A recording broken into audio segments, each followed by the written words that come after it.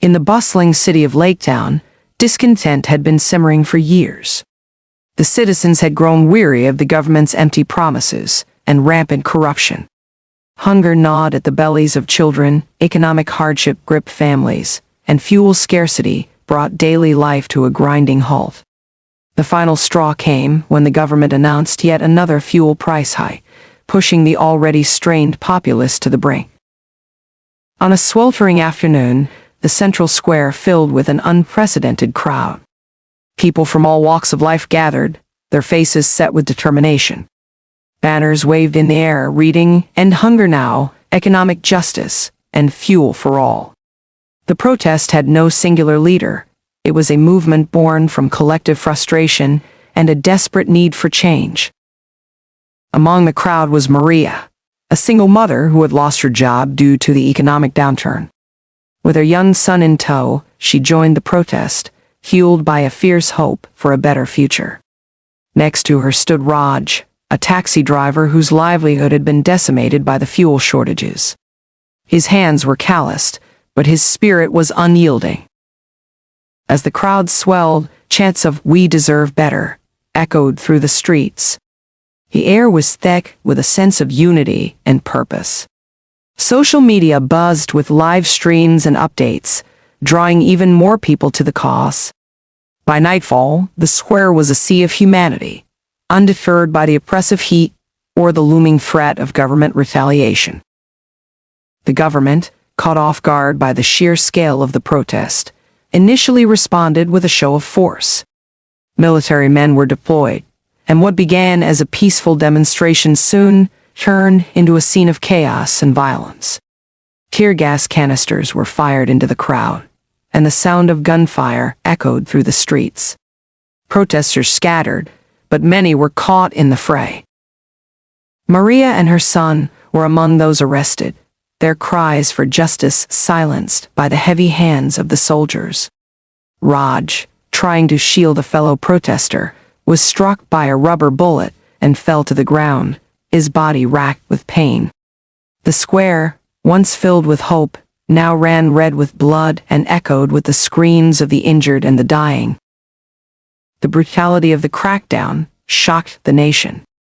Images and videos of the violence spread like wildfire, garnering international attention and condemnation. The government's attempt to silence the people had backfired spectacularly. Despite the bloodshed, the spirit of the protest remained unbroken. The survivors, fueled by the memory of their fallen comrades, continued to call for justice. Their voices, though fewer in number, were louder and more resolute than ever. International pressure mounted as human rights organizations and foreign governments condemned the actions of the Laketown administration. The government, now facing a crisis of legitimacy, was forced to reconsider its stance. Finally, after weeks of relentless pressure, the government agreed to meet with representatives of the protest. Maria, now freed from detention but bearing the scars of her ordeal, and Raj, still recovering from his injuries, were among those chosen to present the people's demands. They entered the grand government building, their hearts heavy, but their resolve unshaken. Inside they faced a panel of officials, their faces stern and unyielding. Maria spoke first, her voice steady despite the pain. She recounted the daily struggles of feeding her child, the indignity of choosing between food and fuel, and the horrors of the crackdown. Raj followed, detailing the crippling impact of fuel scarcity on his livelihood and the lives of countless others, and the bravery of those who had given their lives for the cause. Their words, filled with raw emotion and undeniable truth, resonated deeply. The officials, for the first time, seemed to truly listen. The negotiations were long and arduous, but the resolve of the people's representatives never wavered.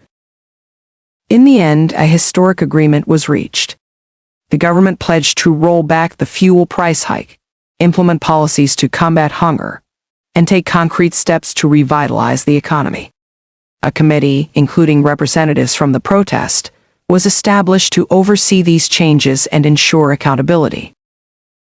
As news of the agreement spread, the city erupted in a summer celebration. The central square, once a symbol of despair, now thrummed with a mixture of relief and mourning. Maria hugged her son tightly, tears of both sorrow and relief streaming down her face. Raj stood nearby, a rare smile breaking across his weathered features despite the pain. The protest had ended in tragedy, but the fight for a better future continued. The people of Laketown had proven that even in the face of brutality, unity and determination could bring about real change. Their victory was a beacon of hope and a testament to the resilience of the human spirit, not just for their city, but for oppressed and struggling communities everywhere.